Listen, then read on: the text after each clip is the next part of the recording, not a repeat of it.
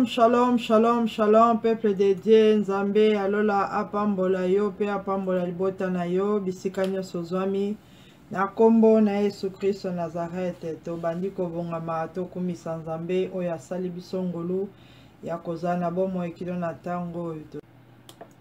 Bien-aimé, banda ko remercier le roi de gloire, le Seigneur des seigneurs, Jésus-Christ de Nazareth, oya pesi biso ngolu, grâce, faveur, ya koyal sous na présence na ye, tobandi ko remercier ye, na nyoso ya salikati na biso, tobondeli na kombo na Yesu Christ. Merci Seigneur Jésus-Christ, merci les tout-puissants, merci les rois des rois.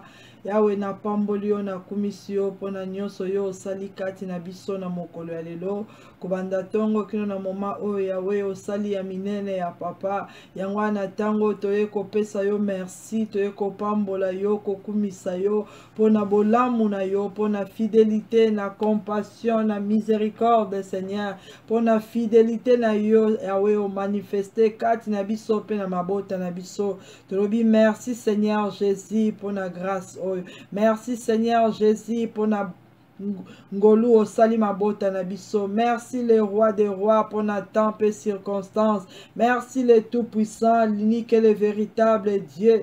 Mosusu lokola yo azate pe akotika la kozala te. Yango to pamboli yo pe to kumisio. Tolobi ete yeso nzambe malamu. Merci le roi des rois. Merci le tout puissant. Amen. Seigneur Jésus, na eko recommandé moment oyo kati na maboko na yo e bandeleki yo na suka ya prière oyo Yahweh o conduire biso na nguya pe na puissance ya molimo santo na yo nyonso Seigneur Jésus ya biso e glorifier yo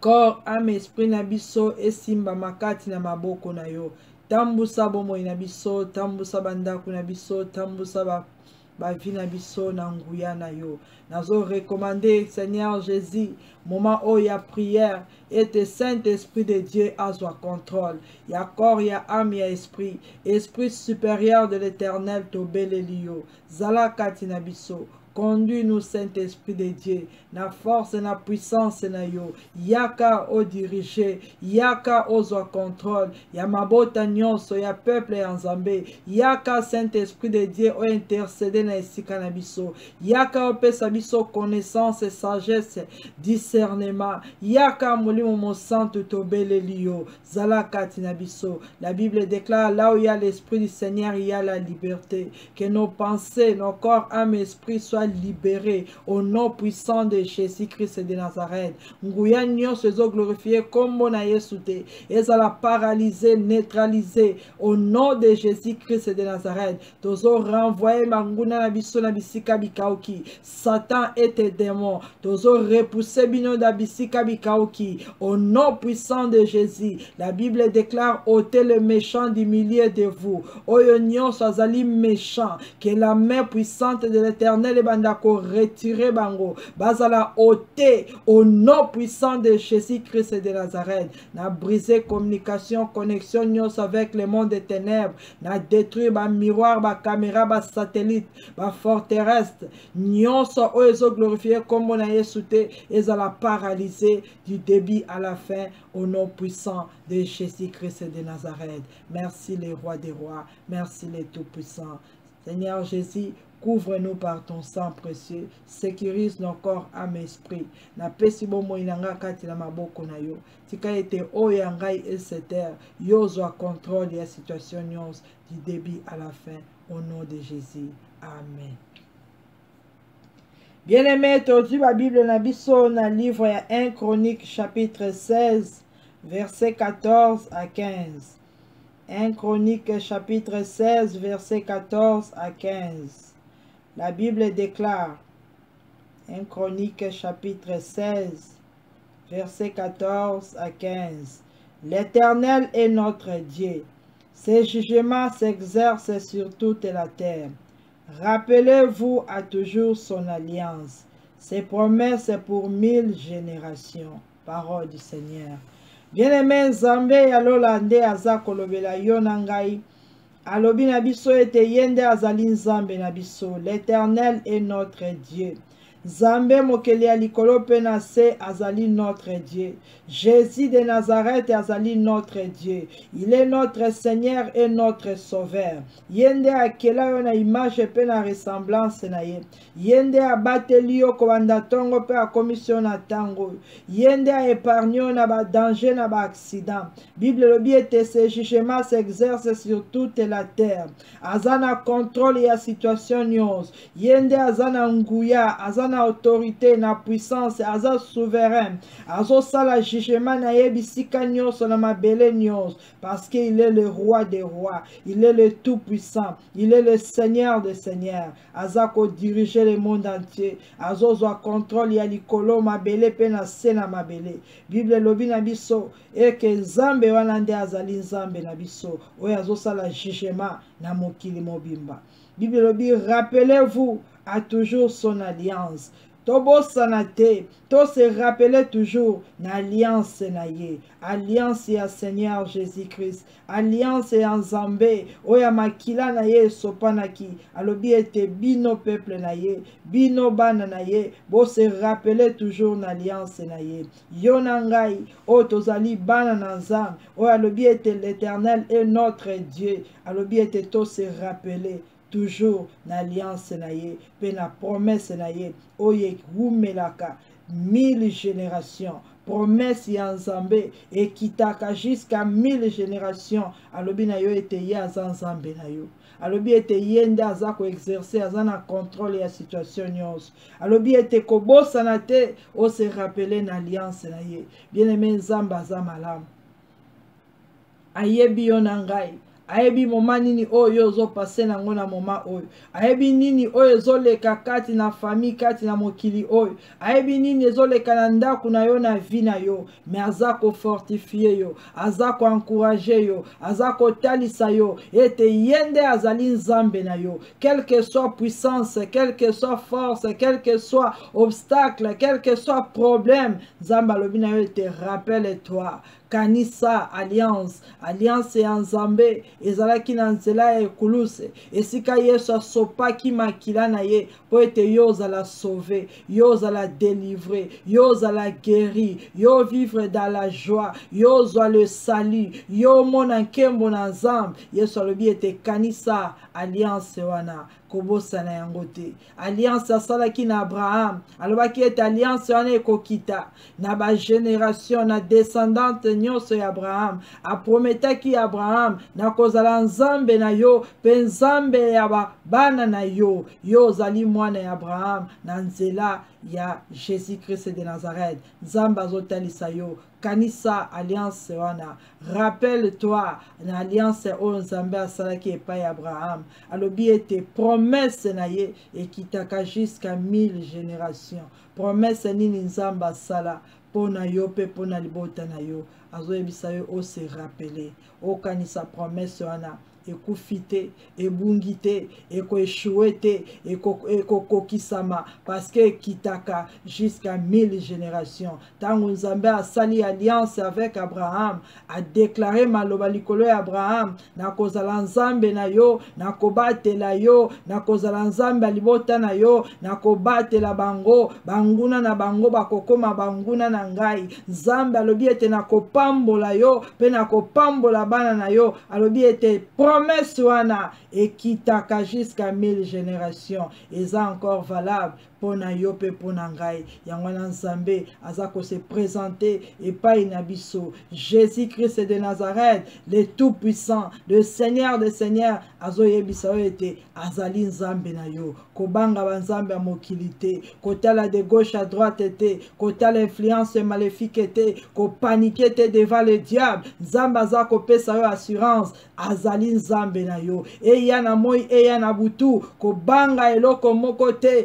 mais yo kati na yo, o se rappeler toujours na alliance ya Nzambe. Yo kati na yo, oyeba yango toujours, ete ozali na promesse, epai ya le tout-puissant. Promesse na ye ezalaka oui et amen. Et ratakate et kokisamaka aza Nzambe. Banda ko remercier Nzambe oyo, l'Éternel des armées, Jésus-Christ de Nazareth et son nom. Oya beti tola lobi ete yende aza Nzambe na biso. Banda ko pambola epe ko kumisa ye aza malamu. Merci Seigneur Jésus. Merci le roi des rois. Merci le tout-puissant. L'unique et le véritable Dieu. L'Éternel est notre Dieu. Le Dieu de toute grâce. Le Dieu d'amour. Le Dieu de paix. Le Dieu de l'alliance. Le Dieu de la promesse. Sois béni, sois exalté. N'apprécions, merci Seigneur. Merci pour la parole. Merci Seigneur Jésus pour la grâce et paix faveur. Merci mon Dieu, mon roi, pour la fidélité na yo. Oza nzambe oko sakate. Olobi ete promesse na yo. Ezali pour 1000 générations. Yesu merci. Parce que oza kati na biso. Oyo yo ozo sal. Pe ozo bongisa. Nanya koyeko sala yango nzam. Yango ato pamboli ope to kumisi yo. To bénir maloba ope si biso. Merci les rois des rois. Merci les tout-puissants. Amen. Bien-aimé, Bible lobi na biso na verset 34. Louez l'Éternel car il est bon, car sa miséricorde dure à toujours. Bien-aimé, Nzambe na biso, le Dieu de paix, le Dieu tout-puissant, Azaï le Dieu miséricordieux. Alobi était loué l'Éternel, car sa miséricorde dure à toujours. Banda komi kitisa epai na Nzambe. Bando senga miséricorde na ye. Nzambe otozo bonde la zaï le Dieu 3 fois saint. Senga miséricorde, compassion en Nzambe. Pona yo pe pona libota na yo. To bonde li epai na Nzambe. Ko senga miséricorde. Que Jésus-Christ de Nazareth a pardonné ma faute et ma erreur na biso. Na kombo na Yesu banda ko bonde. Éternel, le Dieu miséricordieux, le Dieu d'amour, le Dieu de paix. La Bible me dit, louez l'Éternel, car il est bon, car sa miséricorde dure à toujours. Le Dieu tout-puissant, la Bible déclare que tu es bon, tu es miséricordieux. Jésus de Nazareth, nasengi compassion na yo, nasengi miséricorde na yo. Kati na bomo inanga nzambe, yondo za nzambe alibota na ngai, yondo za nzambe abomo inangai, yondo zali l'unique et le véritable Dieu. Yangwana tango nazako senga compassion na yo, miséricorde na yo, kati na biso, na ba génération nyons, au nom de Jésus-Christ de Nazareth, l'Éternel des armées, pardonne nos péchés, pardonne nos fautes, pardonne nos iniquités, pardonne nos erreurs. L'homme de Galilée, aie pitié de nous. Bien-aimé, senga miséricorde, Bible le bien était miséricorde na ye,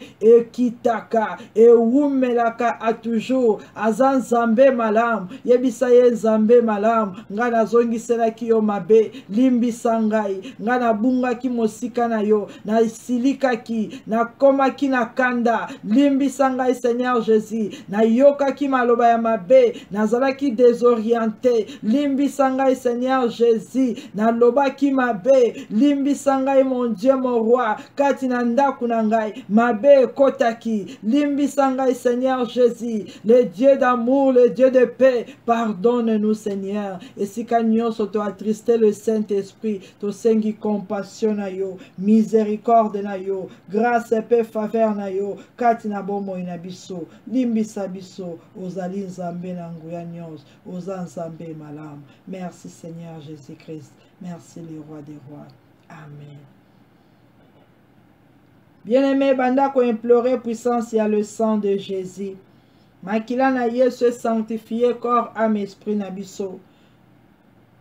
Tous à la laver, sanctifié, justifié par le sang de Jésus-Christ et de Nazareth.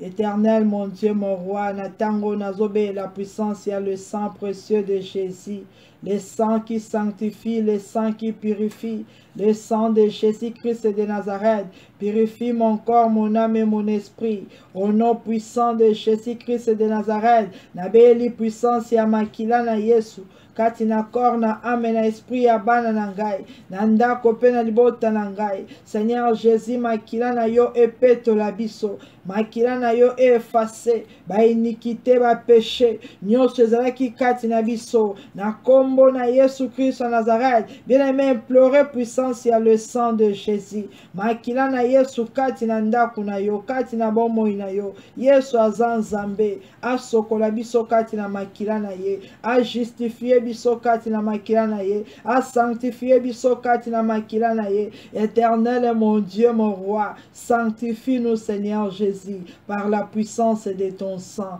Lave-nous notre Dieu par la puissance de ton sang. Efface nos péchés, nos iniquités par la puissance de ton sang. Bien-aimé, la Bible déclare dans le livre de Romains, chapitre 8, verset 30. Et ceux qu'il a prédestinés, il les a aussi appelés. Et ceux qu'il a appelés, il les a aussi justifiés. Et ceux qu'il a justifiés, il les a aussi glorifiés. Zambe oya predestina yo. Zambe oya benga yo. Zambe oya pona yo. Banda koebisa, Seigneur, justifie-moi par ton sang. Petolanga peut justifier na makila na yo. Nazala juste devant le Dieu tout-puissant. Nazala sanctifié, purifié na nguya makila na yo. Nazala glorifié par la puissance du sang de Jésus. Banda ko senga makila na Yesu pona bana na yo, pona libota na yo, pona bomoi na yo. Nyonso ya biso ezala justifié par le sang de Jésus. Éternel mon Dieu, mon roi, na beli puissance ya makila na Yesu. Le sang de la nouvelle alliance, le sang de Jésus-Christ de Nazareth, de sanctifier mon corps, mon âme et mon esprit, car tu nous as dit dans ta parole, et que tu s'est rappelé à toujours à ton alliance, que le sang de la nouvelle alliance purifie mon corps, mon âme et mon esprit, efface nos iniquités, efface nos péchés, efface nos erreurs, au nom de Jésus-Christ de Nazareth. Bon, mon inabiso est à la sanctifier par le sang de Jésus-Christ de Nazareth. Merci Seigneur Jésus. Merci les rois des rois. Merci l'agneau de Dieu. Amen. Bien-aimés, la Bible déclare, car l'Éternel est grand et très digne de louange. Il est redoutable par-dessus tous les dieux, car tous les dieux des peuples sont des idoles, et l'Éternel a fait les cieux.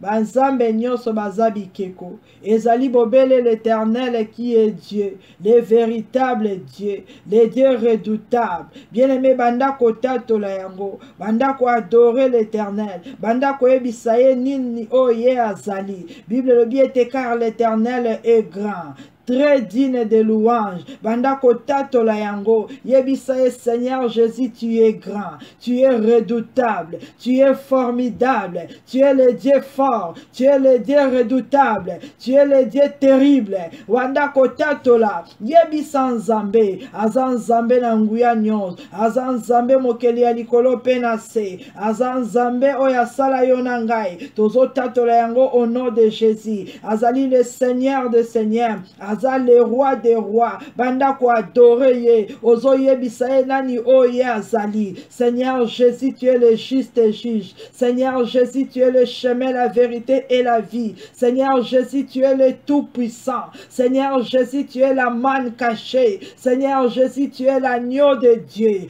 L'Éternel des armées est grand et digne de louange. Jésus de Nazareth, tu es digne de louange. Le Seigneur des Seigneurs, tu es redoutable.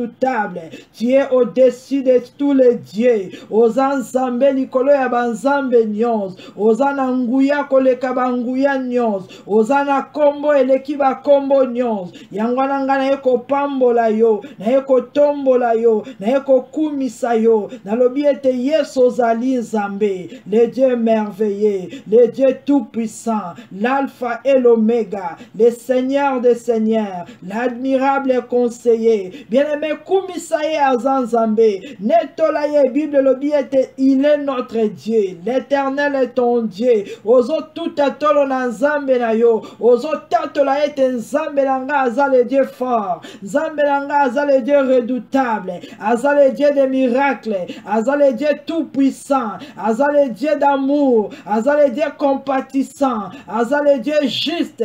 Aza le Dieu fidèle. Azali l'arbre de vie. Aza le soleil soleil de la justice, azali l'agneau de Dieu, azali le lion de la tribu de Juda. Tanga ye na bakombo na ye nyonso, bondela ye bisa Nzambe, ete ngai na ye ko reconnaître, na ye ko tatola, ete yo za Nzambe, na kokokanisa yo na nani, na kotelemisa yo na nani, nguya nini eko telema devant yo, kombo nini eko tangama likolo na yo, ozali Nzambe, oyo avanda likolo ya banguya nyonso, oyo aza likolo ya puissance nyonso, tatola yango, monguna ayoka, ndenge yo ozotombola l'Éternel des armées, ndenge yo tout atolo na Nzambe oyo akela yo, na Yesu Kristo oyo asopa makila na ye po na yo, tout atolo na le Dieu de l'alliance, le Dieu de la promesse, l'Éternel des armées est son nom. Jésus de Nazareth est son nom. Il est le prince de paix, il est l'admirable conseiller, il est le Père éternel, il est le oint de Dieu, il est le fils de David, il est le Seigneur des seigneurs, il est le roi des rois, il est la manne cachée, il est la source d'eau vive,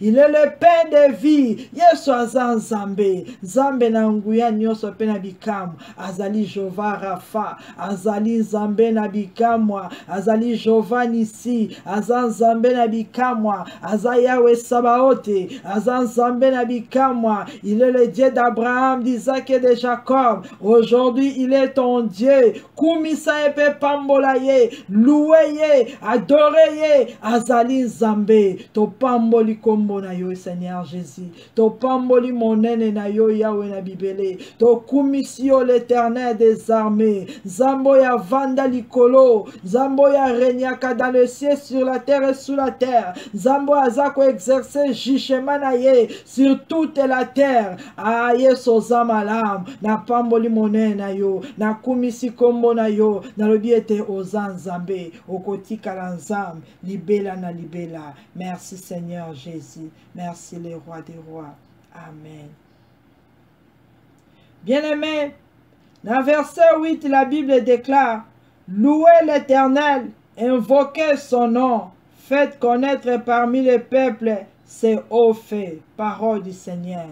Kumisa Nzambe, invoquez kombo na ye, talisa epai ya bato, bolamu na Nzambe, makambo nini oyo Nzambe asali, ozo bondele epai na Nzambe, oza ko louer ye, obandi ko invoquer le nom de l'Éternel, obandi ko invoquer le Dieu tout-puissant, ozo yebisa bato ete Nzambe oyo asala nga bolamu, yende na ye ko invoquer lelo, Nzambe oyo akela ngai, Nzambe oyo abikisa nga na maladi, Nzambe oyo akela likolo pe na se. Bible lobi ete louez-le, invoquez le nom de l'Éternel. Banda ko invoquer le nom de l'Éternel. Banda ko invoquer le nom de l'Éternel. Éternel est mon Dieu, mon roi, le Dieu créateur du ciel et de la terre. Nyonso oyo salama na likolo na mabele pe na se. Yondo okela yango, car tu es notre Seigneur, tu es notre roi. Yango na tango biso to ko invoquer yo. Toza ko invoquer Jésus de Nazareth. Toza ko invoquer le Fils de Dieu. Toza ko invoquer le garant de l'alliance éternelle.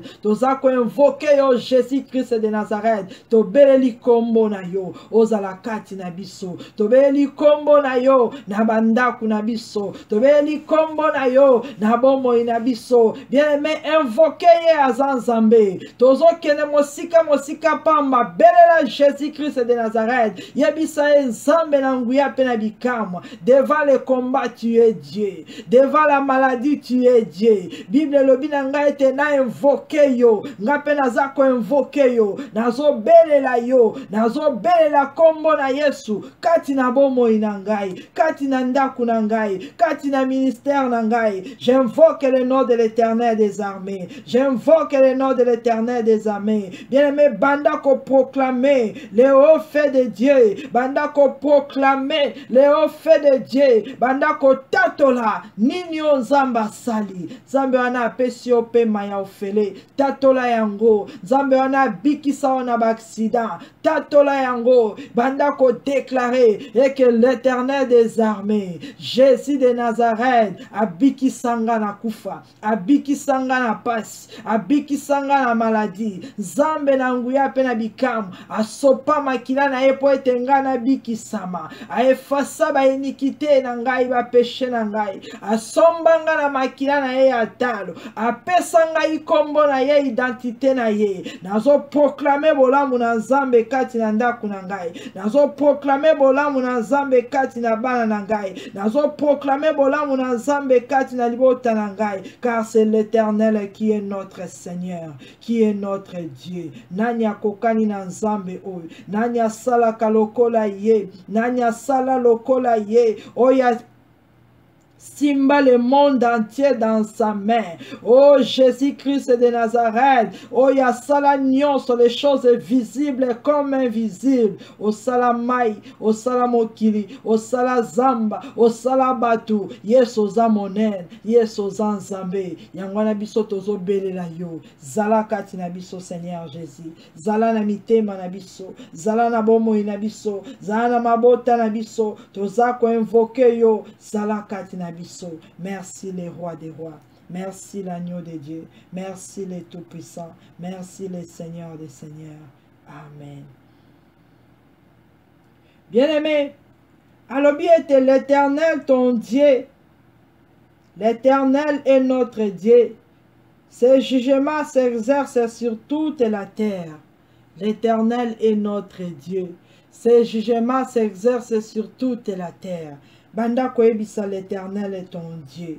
Zambe oyazo contrôler le monde entier. Banda koebisa ye maintenant. Et que Zambe nangai. Yeso zali Zambe. Bible lobi ete jugement na yo ezo salama. Na mokili mobimba. Seigneur Jésus, exerce ce jugement aussi dans ma maison. Exerce ce jugement aussi dans ma famille, dans ma vie. Yeso Zambe.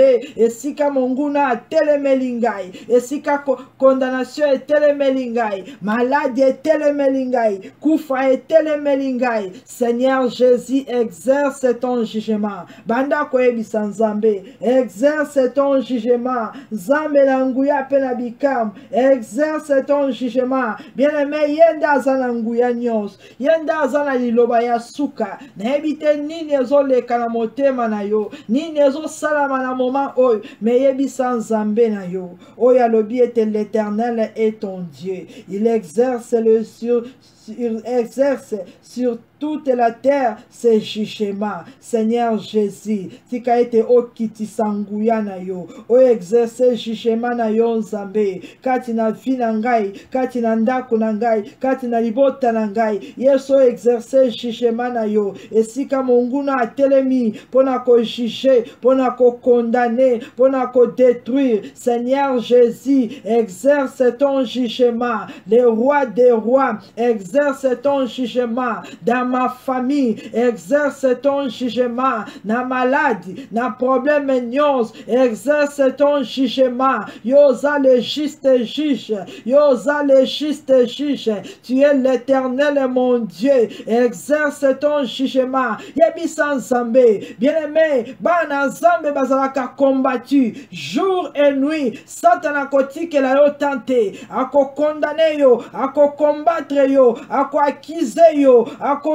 toucher banana yo, ako toucher ministère, ako toucher misala, yozo yebisa Nzambe, Nzambe nangai, tu es l'Éternel mon Dieu, exerce ton jugement, parce que yondo salaka jugement mokili mobimba, yangwana ngape na sengi Seigneur, kati na bo moi nangai, esika monguna azo telemena biso butu na moi, toi tu es mon Dieu, exerce ton jugement, telema Seigneur Jésus, o lobela biso, telema Seigneur Jésus, o tellement Seigneur Jésus, oh sala quelque chose dans ma famille, car tu es l'Éternel et mon Dieu. Merci Seigneur Jésus-Christ. Merci les rois des rois.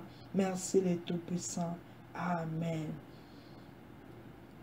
Bien-aimés, Bible le bien était, rappelez-vous à toujours son alliance, ses promesses pour 1000 générations.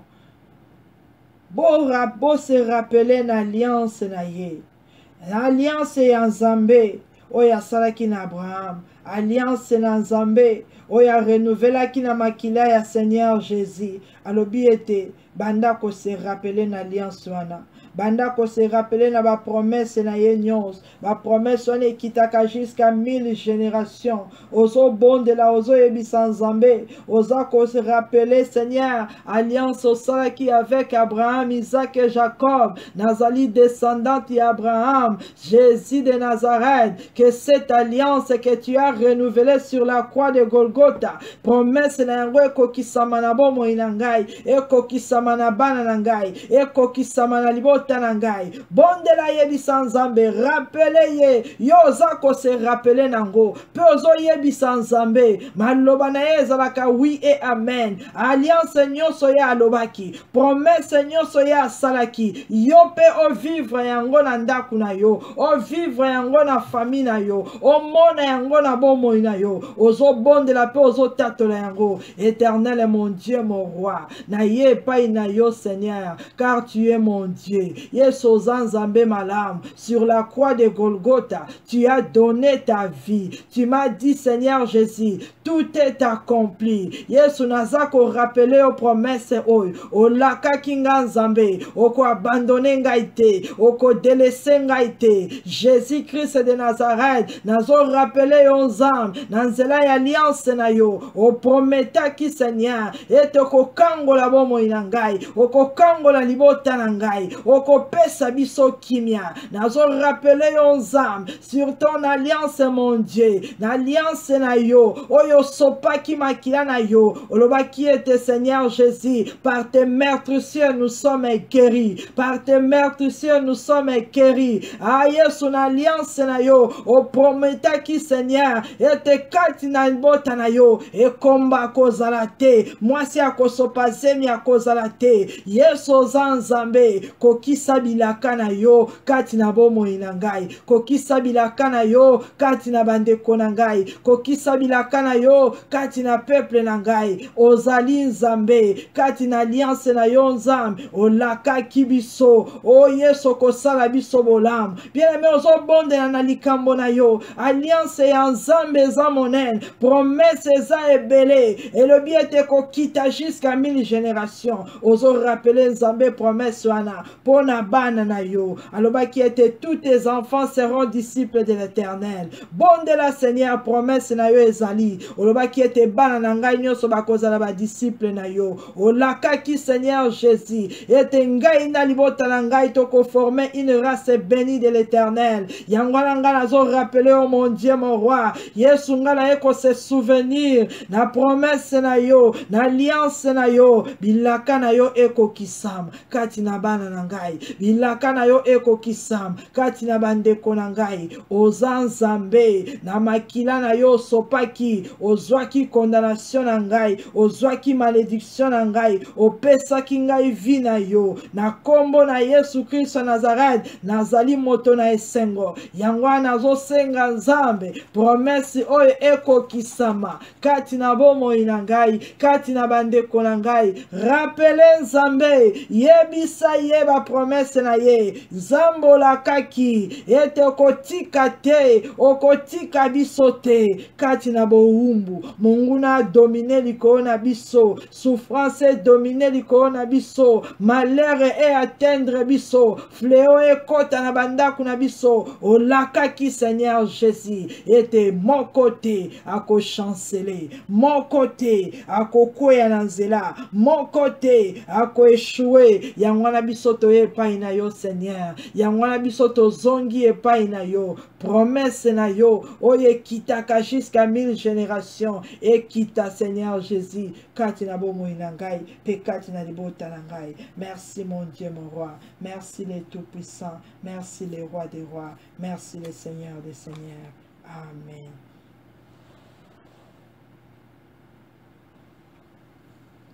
Bien-aimé, toza toujours na Chronique chapitre 16, na verset 35. Chronique chapitre 16, verset 35, la Bible déclare: dites, sauve-nous, Dieu de notre salut. Rassemble-nous et retire-nous du milieu des nations, afin que nous célébrions ton saint nom et que nous mettions notre gloire à te louer. Parole du Seigneur. Bien-aimé, maloba na Nzambe zo yebisa yo, Saint-Esprit azo yebisa yo, yebisa Nzambe, sauve-nous, Dieu de notre salut, sauve-nous, Jésus de Nazareth, sauve-nous, banda koyebisa Nzambe, Bible lobi na biso, et te dites, sauve-nous, Dieu de notre salut, rassemble-nous et retire-nous. Bando ebisa Nzambe a sauvé yo. Banda ko ebisa Nzambe rassemble-nous. Bando ebisa Nzambe retire-nous au milieu des nations. Nzamba bimisa yo na milieu ya ba nation, na milieu ya bato mabe. Nzamba bimisa yo esika nyonso âme, corps, esprit ekendaki. Abimisa bana na yo na milieu ya ba rebelle. Abimisa bandeko na yo na esika nyonso zo glorifier Nzambe te, à rassembler biso, yebisa Nzambe, sauve-moi. L'Éternel des armées, tu es mon Dieu. Sauve-moi, Dieu de mon salut. Sauve-moi. Bando yebisa Nzambe abongwa na kate. Bando yebisa Nzambe abongwa na kate. Nzambe a sauvé libota. Nzambe nalola a sauvé bana na yo. Jésus de Nazareth, banda kotatola. Éternel des armées, le roi des rois. La Bible me dit, dites sauve-nous, Dieu de notre salut. Ngapena yoko yebisayo, le Dieu de mon salut. Sauve-moi, sauve ma famille, sauve mon ministère, sauve ton peuple. Jésus-Christ, tu es notre Dieu, tu es notre Seigneur, le garant de l'alliance éternelle. Yesozali Nzambe, le Dieu de mon salut. Sauve-nous, Seigneur, sauve tes âmes, sauve tes brebis, sauve tes serviteurs, sauve ton peuple. Jésus-Christ est le Seigneur des Seigneurs, le Dieu redoutable, le Dieu fort, le Dieu grand, le Dieu de notre salut. Seigneur Jésus, rassemble-nous, rassemble-nous. Et si kanyoso ba panza ki banda kunabiso, ba panza ki ba famille nabiso, ba panza ki ba moi nabiso. Jésus de Nazareth, l'Éternel est notre Dieu. Rassemble-nous, mon Dieu, mon roi. Rassemble-nous. Bien-aimé, bon de là. Saint-Esprit a le bien te boye bisa l'Éternel, le Dieu tout-puissant. Boye bisa Nzambe nabino. L'Éternel est le Dieu de ton salut. Yebisa Nzambe, rassemble-nous. Et si kanyo soto panzanaki, yeso abandako retire biso, per sangisa biso, a retirer corps, âme, esprit na yo, a se rassembler yango, na kombo na Yesu Christ Nazareth, bon de la Nzambe na lola, yebisa Seigneur Jésus. Retire-nous du milieu des nations. Retire-nous du milieu des nations. Bimisa bomo inabiso Nzambe. Nakati ya puissance nyonso mokili. Bimisa corps, âme, esprit nabiso. Sous la domination du malin. Bimisa misala nabiso. Nakati ya mabulu. Bimisa bandeko nabiso. Na se ya autorité maléfique. Retire-nous, Seigneur Jésus, des milliers de nations. Retire nos âmes, mon Dieu, mon roi. Yawozali Nzambe na nguya nyonso. Tika ete obimisa biso. Afin que to célébrer kombo na yo. To tato la monnaie na yo. Po ete oza Nzambe. Merci le Tout-Puissant. Merci le Roi des Rois. Retire-nous, Seigneur Jésus, du milieu des nations, afin que nous célébrons ton saint nom. Po ete to kumisa kombo na yo, to tato la bolamu na yo, to glorifier kombo na yo, po ete yo Nzambe. Nzambe na nguya nyonso, pe Nzambe na bolamu. Merci Seigneur Jésus-Christ. Merci le Roi des Rois. Merci l'agneau de Dieu. Amen. Bien-aimé, natango ozozo livre ya Psaume chapitre 21. Psaume chapitre 21. Dans verset 12, la Bible déclare: ils ont projeté du mal contre toi, ils ont conçu de mauvais desseins, mais ils seront impuissants. Dans verset 13, la Bible déclare: car tu leur feras tourner le dos, et avec ton arc tu tireras sur eux. Parole du Seigneur. l'Éternel est ton Dieu. Azoye bisayo, ils ont projeté du mal contre toi. Monguna, azo projeté mabe contre yo, contre banana yo. Azo bongisa makambu ya mabe, contre yo, contre libotana yo. Mais la Bible déclare, ils seront impuissants. Ils seront impuissants. Yo penatango bandiko tatola, ozo déclarer ango. Et quiconque, azo projeté le mal contre moi, contre mes enfants. Oh, nyos azo salaba projet à mabe, akoma impuissant au nom de Jésus, akoma impuissant au nom de Jésus. Ma boko na ye koma paralysé, impuissant au nom de Jésus. Banda kotato la yango na kombo na Yesu Christ Nazareth, parce que l'Éternel est ton Dieu. Nde azoba tela yo, nde azana contrôle la yo, nde azana na ba plein malamu pona yo. Mais mutu nyoso oya azo projeter le mal contre toi, akoma impuissant au nom de Jésus.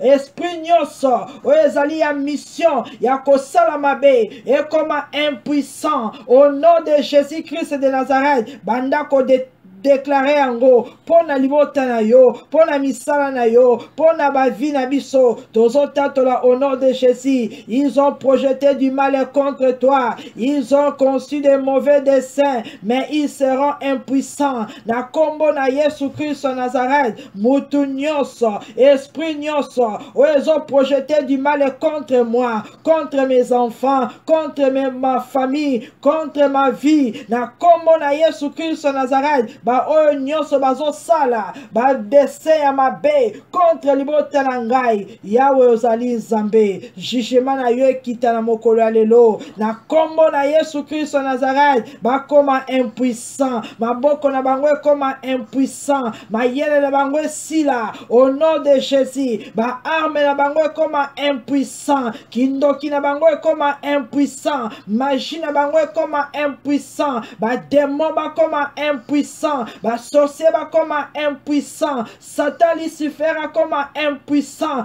Mutu nyonso, esprit nyonso oye ko s'élever esala yo mabe, ba baza ko selige, bazo planifier na monde de ténèbres, ndenge ni bako kitisa yo, ndenge ni bako humilier yo, ndenge ni bako attaquer yo. La Bible dit qu'ils ont projeté le mal contre nous, ils deviendront impuissants. Tozo déclarer aux extrémités de la terre, na kombo na Yesu Christ Nazareth, oyo nyonso azobongisa mabe na ndaku na ngai akoma impuissant. Na kombo na Yesu Christ Nazareth, na famille ya papa, na famille ya mama, na place ya musala, na ba école, na ba université, na quartier na vandi, na village natal, na ba loge, na ba sanctuaire ya Satana, nazo déclarer ba nyonso ba telemi, ba sala biso mabe, ba koma impuissant au nom de Jésus. Ba koma impuissant, ba kwa coopérer te, ba kwa ko simbelo côté, ba kwa ko avancer te au nom de Jésus. Bien aimé tatola yango, parce que oyebite mokili ya molili ezobongisa makambu nini, oyebite nini ezoleka na mitema ya batu, oyebite nini ezoleka na balie caché, nini yango o munguna azo planifié pour les serviteurs de Dieu, pour les enfants de Dieu,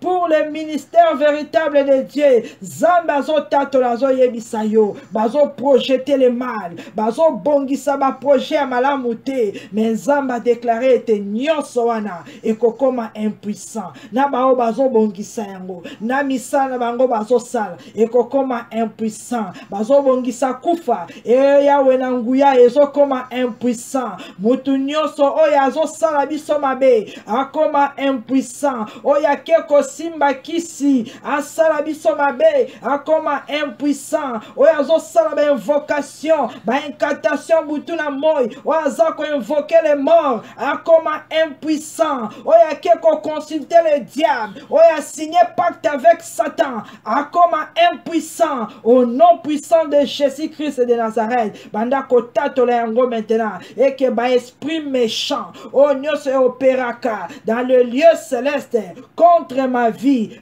comme impuissant, au nom puissant de Jésus-Christ de Nazareth, autorité, principauté, domination, comme impuissant, dominaka na territoire oyo vandi, dominaka na quartier, dominaka na famille, diriger territoire nyons, diriger le monde entier, comme impuissant na vie na yo, kwa ko toucher yo te, kwa ko saloma bete, mission na bango comme paralysé et comme anéanti au nom puissant de Jésus-Christ de Nazareth. Bien-aimé, la Bible déclare, car tu leur feras tourner le dos et avec ton arc tu tireras sur eux. Banda ko déclarer o nyoso ba telemelio, o baza ko avancer. Boya kotosa. La Bible déclare que yo ko faire tourner bango le dos. Yonde o ko faire tourner bango le dos. O ko telemisa arc na yo, pe o ko tirer liko na bango, banguna na yo ba ko tourner le dos. Tozo bondela na kombo na Yesu Christ Nazareth. Ete banguna na biso ba tourner le dos. Na kombo na Yesu Christ Nazareth. Tozo commander na ba esprit nyonso méchant, esprit impur, esprit de mort, na kombo na Yesu banda ko tourner le dos, oyo nyoso banda ko avancer vers nous pour nous combattre, pour nous attaquer, na moi na butu, abando tourner le dos au nom de Jésus-Christ de Nazareth. Bien-aimé, Bible lobi ete na mopanga na yo, na arc na yo, na flèche na yo, na moto na yo, banda ko simba arme na yo, ozo fouetter maintenant au nom de Jésus, bando belle la moto na et poursuivre bango, tourner les dos, na kombo na Yesu Christ Nazareth, nazobela le feu de l'Éternel, nazobela le paix de l'Éternel, nazobela mopanga na Nzambe, elanda banguna na ngai, bazo projeter le mal, bazo préparer kufa, bazo préparer malade, que le feu le poursuive au nom de Jésus, moto na Nzambe elanda bango, tourner les dos, zonga lisusu te na bomo inanga, moto tout autour de mes enfants, moto na kati ya ndaku, moto na nzela na biso, au nom de Jésus, esika banguna na ba telemaki, tourner les dos, belle le feu de l'Éternel, ezali arme, ozo déclarer moto na Nzambe, elanda, o nyoso bazo projeter le mal, elanda, o nyoso bazo bongisa ba projet à ma baie, bazo concevoir le mal, au nom de Jésus, le feu est poursuivre bango, na kombo na Yesu Christ Nazareth, moto na Nzambe, elanda banguna na biso, ozala ndeko na ngai, ozala camarade, ozala inconnu, ozala esprit, na beli moto na Nzambe, oya yaka na moi, oya yaka na butu, pour la combattre biso, le feu de l'Éternel est poursuivre bino, au nom puissant de Jésus-Christ de Nazareth. Merci Seigneur Jésus, merci l'homme de Galilée, merci le roi des rois. Amen. Bien-aimés, la Bible déclare dans le livre Ézéchiel chapitre 34, verset 25.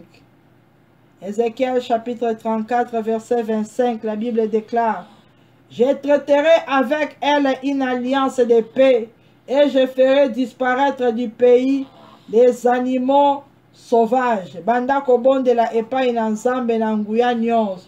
Nzambe oyo asala alliance epai na yo na nzela ya makila na Yesu. Alobi ete alliance de paix et je ferai disparaître du pays les animaux sauvages. Belle est l'alliance de paix. Yebisa Nzambe, olaka kibiso l'alliance de paix. Tika ete kimia na yo erenye kati na bandaku na biso. Kimia na yo erenye kati na bomo na biso. Kimia na yo erenye kati na mabota na biso. Que l'Éternel est notre Dieu. Oya salaki alliance de paix avec Abraham, Isaac et Jacob a renouvelé en nzela ya Jésus. Yesu Nzambe, que ton alliance de paix ekota kati na bomo na ngai, ekota kati na ndaku na ngai, ekota kati na libota na ngai. Kimia na yo Nzambe, na corps na âme na esprit. Kimia na yo Seigneur, na banzoto na biso, na misa na biso. Que la paix de l'Éternel Éternel, écoute maintenant. To demeurer dans la paix, to lala na kimia, to lamuka na kimia, au nom puissant de Jésus, que le Dieu de l'alliance, Seigneur Jésus, souviens-toi de ton alliance, accorde-nous la paix, au nom de Jésus-Christ de Nazareth, bien-aimé Zambalobi, et que je ferai disparaître du milieu de vous, les animaux sauvages. Zambalobi était akolimu isakati na biso. Ba animaux sauvages, ba nyama ya mabe, misala ya mabe, milimo ya mabe, ba œuvre ya mabe, ozo déclarer ba animaux sauvages nyonso. Ezala mutu oya zwaka forme ya ba animaux sauvages. Zambalobi était à faire disparaître yango. Kati na bomo na biso, kati na ba mboka na biso, kati na ba quartier, kati na ba famille. Seigneur Jésus, abanda ko faire disparaître ba animaux sauvages nyons. Éternel, dans le nom puissant de Jésus-Christ de Nazareth, tika ete na moment oyo mon Dieu, ba animaux sauvages nyons, o ba kotaki na ba territoire na biso, maladie nyonso oyo kotaki na makila et disparaître au nom de Jésus. Situation nyonso difficile, oye kotaki et disparaître au nom de Jésus. Maladie, condamnation, malédiction, esprit nyonso méchant et disparaître au nom de Jésus. Nguya nyonso maléfique et disparaître au nom de Jésus. Oyo nyonso yaka na moi na butu, kati na bomo ina ngai et disparaître au nom puissant de Jésus. Ba animaux sauvages nyons, o bazo salabana mabe, o bazo salamabala mabe, o bazo détruire ba ministère, on va détruire ma talent, va disparaître au nom puissant de Jésus-Christ de Nazareth. Merci Seigneur Jésus. Merci le roi des rois. Amen. Bien-aimés, l'Éternel a déclaré, elles habiteront en sécurité dans le désert et dormiront au milieu des forêts. Yo zamwa na nzambe, okolala na kimia, pe okozala na sécurité. Ozobondela, esika nyonso yo zali, okolala na kimia, pe vina yo ekozala en sécurité. Te déclarer yango na kombo na Yesu Christo Nazareth. Zambe mokeli ya likolo pe na se, kati na promesse na yo, kati na alliance na yo, olobaki ete tokola na kimia, pe toko vivre en sécurité. Yangwana lokola nga na yebi yo, ozali nzambe na ngai, maloba na yo eza oui et amen. Nakola na kimia, nako vivre na sécurité, kati na bomo ina ngai, nakozala na kimia, nako vivre na sécurité. Libota na ngai, ekozala na kimia, pe eko vivre en sécurité au nom puissant de Jésus-Christ de Nazareth. Merci Seigneur Jésus. Merci le roi des rois. Merci le tout-puissant. Amen. Bien-aimés, la Bible déclare dans verset 26. Dans verset 26, la Bible déclare: je ferai d'elle et des environs de ma colline un sujet de bénédiction. J'enverrai la pluie à son temps, et ce sera une pluie de la bénédiction. Parole du Seigneur. Zambe na nguya nyons, alobi ete je ferai d'elle et des environs de ma colline un sujet de bénédiction. Yebi sans Zambé, akomisayo, sujet à lipamboli. Yebi sans Zambé, atinda, la pluie de la bénédiction. Katina misala na yo, katina libota na yo, katina ministère na yo. Zamba komisayo, sujet à bénédiction. Ndenge a komisaki Abraham sujet à bénédiction. Yo penzambe alola a komisa au sujet à bénédiction. Tobani kotato la yango na kombo na Yesu Christ Nazareth. Senga yango epai na Nzambe. Seigneur Jésus, kati na alliance na yo, olaka ki yawe, oko komisa ngai sujet à bénédiction. Oko tindela ngai mvula ya lipamboli. Tindela ngai mvula ya lipamboli. Na ngai na bao nyoso baza ko environner ngai. Ngai ngai, na libota na ngai, na descendance na ngai, na kombo na Yesu Christ Nazareth, tokoma sujet ya bénédiction, tokoma sujet ya bénédiction, na domaine nyonso ya vie, tokoma sujet ya bénédiction, tinda la pluie Seigneur, la pluie de la bénédiction, et quitta na mabota nyonso, et quitta na territoire nyonso, au nom puissant de Jésus-Christ de Nazareth, que la pluie de la bénédiction, et quitta na misala, et quitta na ba ministère, au nom puissant de Jésus-Christ de Nazareth. Merci Seigneur Jésus, merci le roi des rois, merci le tout-puissant. Amen. Bien-aimé, tobandi ko remercier l'Éternel, tobandi ko pambola ye pe ko kumisa ye, na bolamu nyonso Yesu asali kati na biso, pe kati na mabota na biso, topesi ye merci au nom puissant de Jésus. Merci Seigneur Jésus, merci l'alpha et l'oméga, merci le tout-puissant, merci l'agneau de Dieu pour la grâce et la faveur oyo accordé biso. Merci Seigneur Jésus-Christ. To scellé prière oyo kati na makila na yo, pe to déclarer maloba nyonso pesi biso oui et amen. Merci Seigneur Jésus. Amen. Bien-aimé, la Bible déclare dans 1 Chronique chapitre 16 verset 10, glorifiez-vous de son saint nom, que le cœur de ceux qui cherchent l'Éternel se réjouisse. Parole du Seigneur. Zambalobi était glorifié comme bonaye, glorifié moné na Nzambe, bisika nyonso yo kozala, o glorifié le nom de l'Éternel. Bao nyonso bazako luka elongi na Nzambe, mitema na bango etondisama na esengo. Tika ete sika nyonso yo zali, motema na yo etondisama na esengo. Na kombo na Yesu Kristo Nazareth. Bye bye.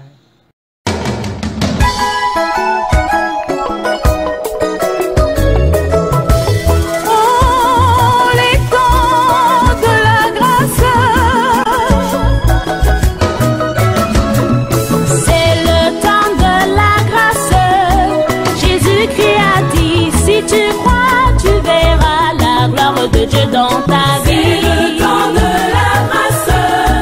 Jésus-Christ a dit, si tu crois, tu verras la gloire de Dieu dans ta vie. Lève-toi, toi qui dors, la malédiction te surprendra. Tu diras, le Seigneur n'agit pas. Lève-toi, commence à prier. C'est le temps de la grâce. Jésus-Christ a dit, si tu crois, tu verras la gloire de Dieu dans ta vie. C'est le temps de la grâce. Jésus-Christ a dit, si tu crois, tu verras la gloire de Dieu dans ta vie. C'est le temps de la grâce. Jésus-Christ a dit, si tu crois, tu verras la gloire de Dieu dans ta vie. Lève-toi, toi qui dors, la malédiction te surprendra. Tu diras, le Seigneur n'agit pas. Lève-toi, commence à prier. C'est le temps de la grâce. Jésus-Christ a dit, si tu crois, tu verras la gloire de Dieu dans ta vie. Change ta position et le Seigneur changera ta situation. Alléluia.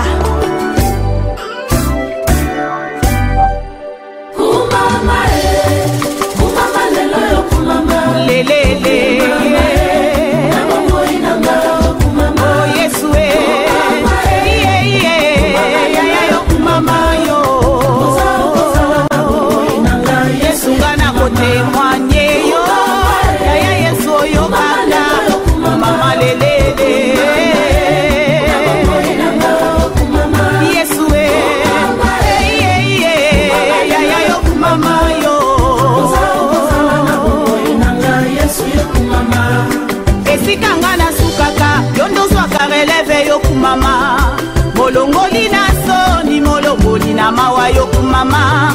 Na kote mwanye, ozali Nzambe yokumama. Oza okozala na bomoi na ngai Yesu nga na kote mwanye yo. Yaya Yesu oyokanda, mama lelele. Yesu kumama lelo yokumama. Oza okozala na bomoi na ngai Yesu yokumama. Soki na yebaki yo te, ngai oyo nde nakufa nde kala.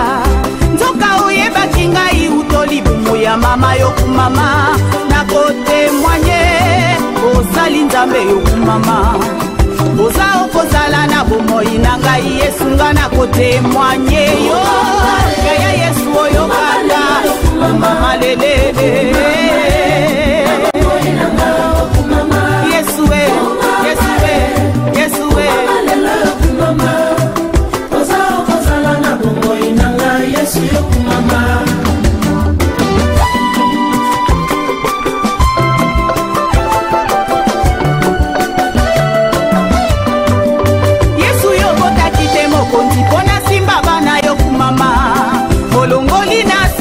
molongoli na mawa yokumama na kote mwanye osali nzambe yokumama oza okozala na bomoi na ngai Yesu nga na kote mwanye yo ya Yesu oyo kaka mama lelele Yesu we ya yokumama yo oza okozala na bomoi na ngai Yesu yokumama